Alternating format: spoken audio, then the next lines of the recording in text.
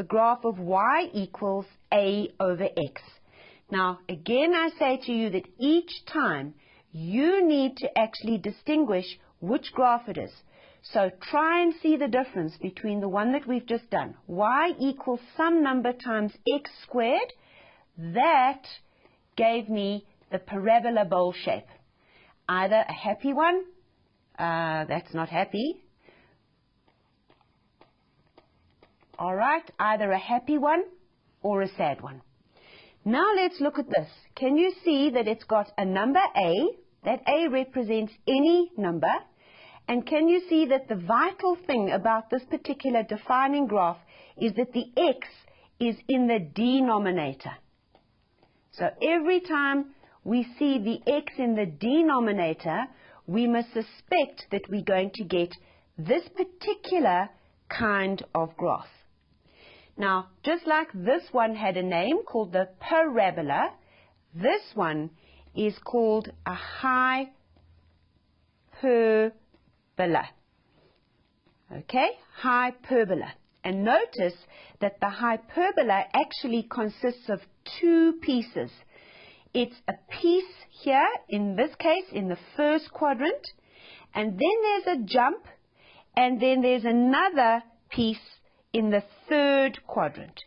And we are going to have a look at when it lands up in first and third, and under what circumstances it lands up in the second and the fourth. But can you see that unlike the parabola, this one here was symmetrical about the y-axis. This particular graph is definitely not symmetrical about the y-axis at all, because if it were, then this branch here would actually have a reflection there. And that isn't the case. This branch is actually reflected to here.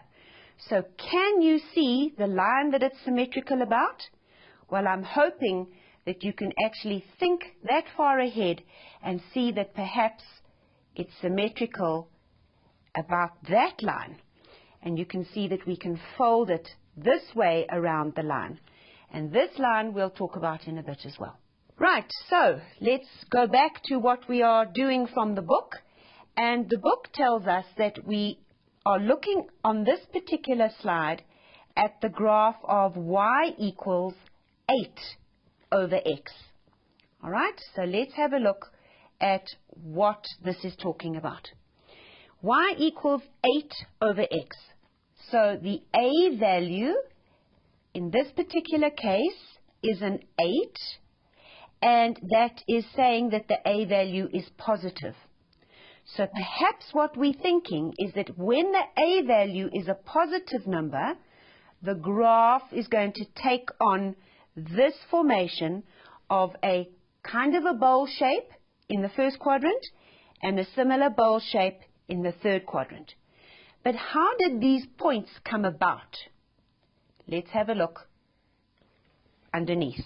So y equals 8 over x. Now let's take x to be a 0. If we inject a 0 in there, we're going to get y equals 8 over 0. So that means that my y is going to be undefined. Let's take x to be a 1. 8 over 1, my y value would give me 8. Let's take x to be 2. 8 over 2, my y would be 4. I'm not going to take a 3 because then it doesn't work out to be a nice natural number. I'm going to take a 4. And lastly, if I take 8, I'm going to get y to be 1. Right, just for fun, I'm going to take a 16. And 8 over 16 is going to give me a half.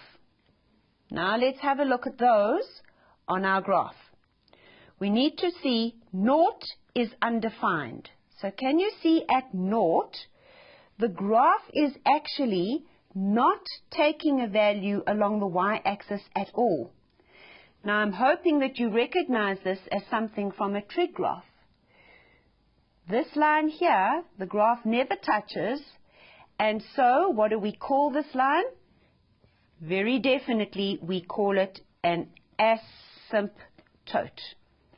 Okay, so again, I promised you that it would come up in these graphs, and there it is. That line there is almost like a barrier or a restriction. The graph doesn't cross over because when we put in a naught, we get an undefined. Now, if you recall those values that we got, 1 with 8, 2 with 4. All right, 1 would be plotted with 8. There it is. 2 would be plotted with 4. 4 with 2. 8 with 1. Now remember, I actually forced myself to get a 16 with a half, which would be over here somewhere. So this graph continues out as the x-axis continues out.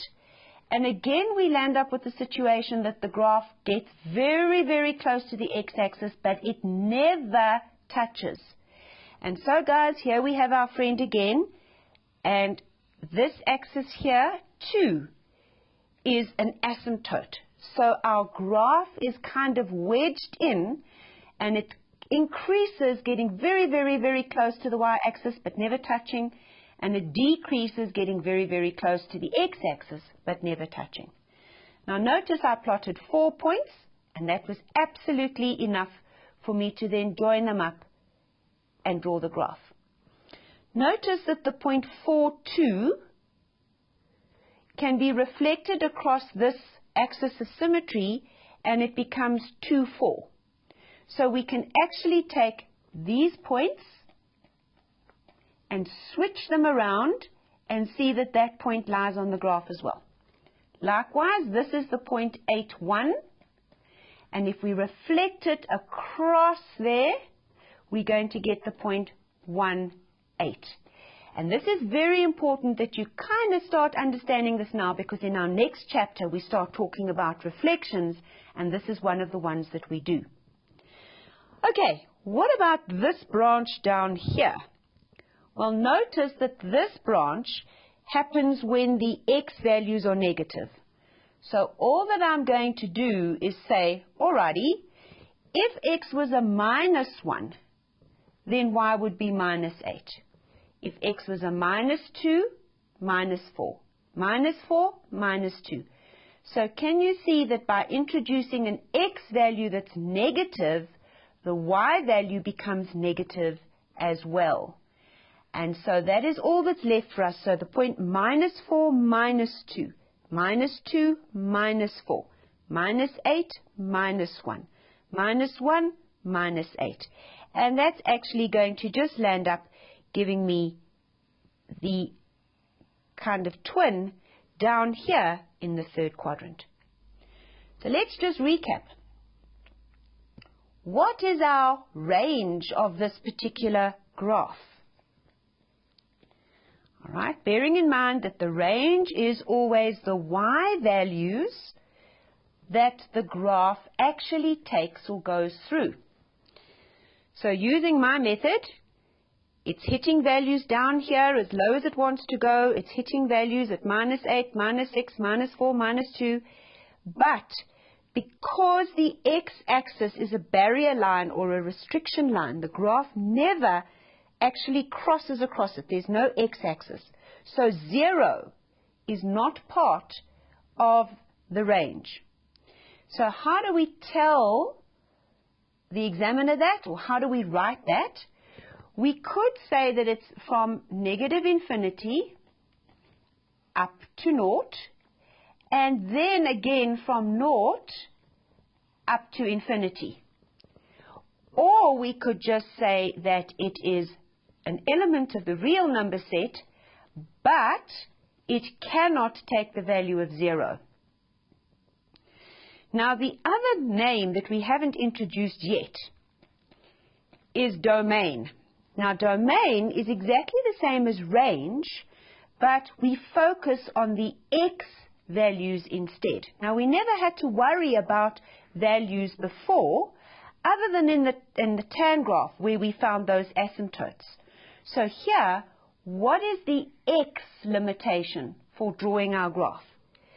Can you see that as we're coming across from the left, we're using all our x values that are negative? Then we hit a hiccup because we're not allowed to use naught. And then we keep on going and we can use any x value positive that we wish. So what we are now going to see is that likewise we have to have some kind of a limitation on our domain. And so we would say x is an element of real, but x cannot be 0.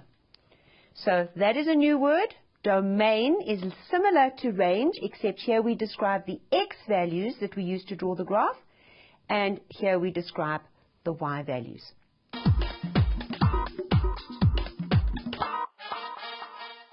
Okay guys, we're going to move on to the next example, which you will find on page 123 down at the bottom. And basically what this is going to have a look at is what happens when the a value in our defining equation is a negative. So having a look at the given equation, it's y equals minus 15 over x. Now remember the last time we looked at y equals 8 over x. So the value last time was strictly a positive number. Now we are looking at what happens if the value is negative. Okay? And please remember that that negative in front there, even although it's in front of the fraction, it's actually belonging to the 15. So it is the same as y equals negative 15 over x. So what we're going to have a look at is the effect of the negative on our hyperbola when we draw it. Right, so let's scroll down and have a look at the result. So let's distinguish the difference. Can we see that again our axis has been drawn from minus 8 to 8 in this case, and from minus 8 up to 8? Can you see again that it seems like our y-axis is a barrier or a restriction, and we know that that's now called an asymptote, and likewise our x-axis is an asymptote. And all that that does is it prohibits the graph from crossing. So as this stretches out to the right-hand side, it's going to get ever so close to this line, but it will never touch. And likewise, this one is going to get ever so close. As it heads down, okay, towards negative infinity, it's going to get ever so close to this line, but it's definitely not going to touch. So starting off immediately, we can say again that our range, like last time, is going to be y can be any number, but 0 is prohibited. And our domain, all right, like last time, our x can be any number, but our x being 0 is a no-go zone. We cannot have our x value actually taking any kind of a value on the y-axis and crossing. Okay, so our defining equation that they've given us is y equals minus 15 over x. How are we going to get these points down, plot them, so that we can join them up and get these two bowl shapes in the second and the fourth quadrant? So let's just go through a couple of values. So we've got minus 15 over x. Let's imagine that we took x to be a 3. So minus 15 over 3. We're going to get y to be negative 5. I'm going to take x is 5, and that would mean y would be negative 3. All right, I'm actually going to take, I don't know, let's take x is a 2. I'm going to get y to be negative 7.5. And if I took x to be 7.5, I would land up with y being negative 2. Now, that's overkill. We don't need 4 points to plot the graph. But what I would land up with is 2 and negative 7.5, negative 7.5, and 2. I would land up with 3 and negative 5, and 5 and negative 3. Now again you can see that those 4 points can be joined with a steady hand, and they give me a hyperbola, a bowl shape, right?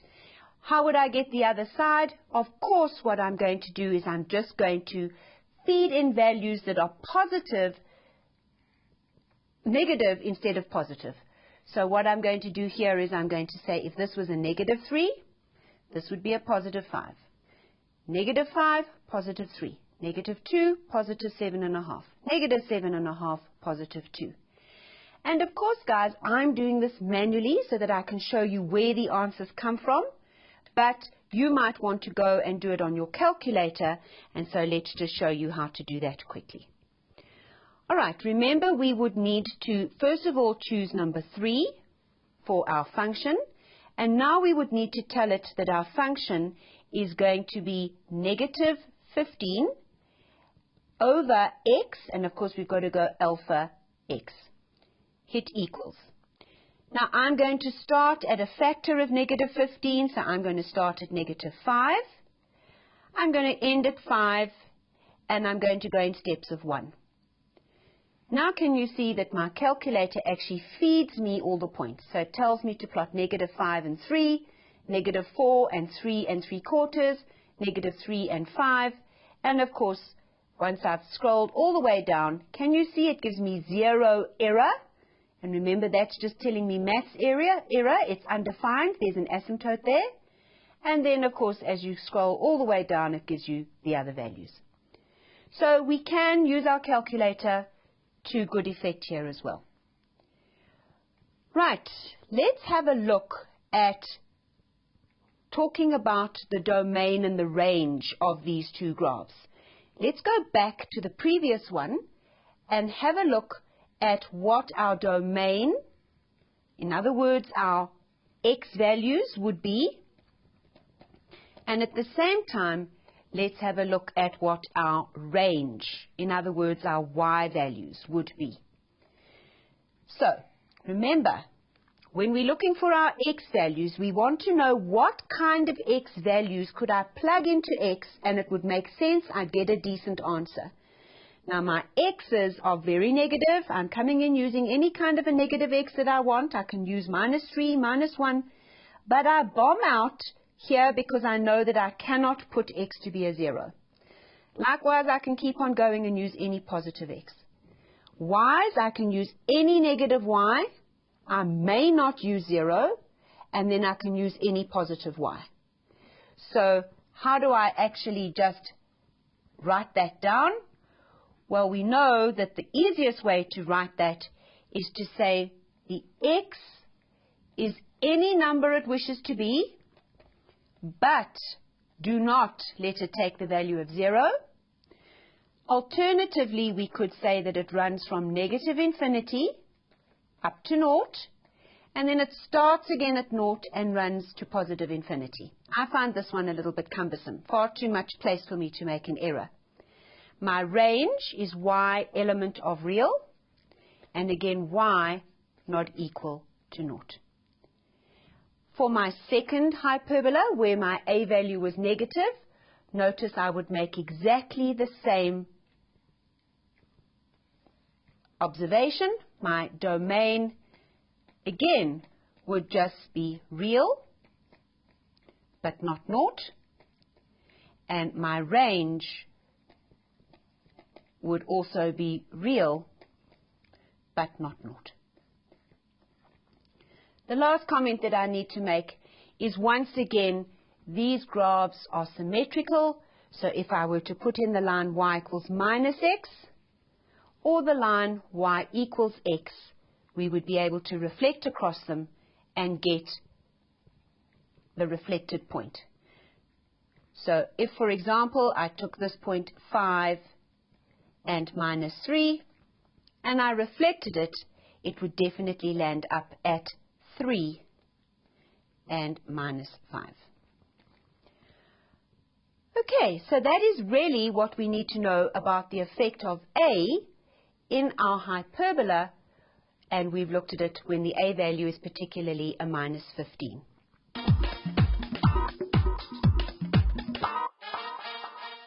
So if they asked us in a test to draw y equals -10 over x, then clearly what I want you first of all to be able to do is to identify that because of its format, it is a hyperbola.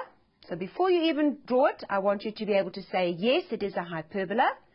The next thing I want you to be able to do is to say, because this value is negative, I'm going to land up in the quadrants where the x value and the y value are different in sign. Then all it means is for me to go to my calculator. And you can see that we've actually put this up already for you. And the values at -5 would have to be mapped with 2, etc. And so when we came to draw it, we would need -5 mapped with 2 off of our calculator. -2 mapped with 5.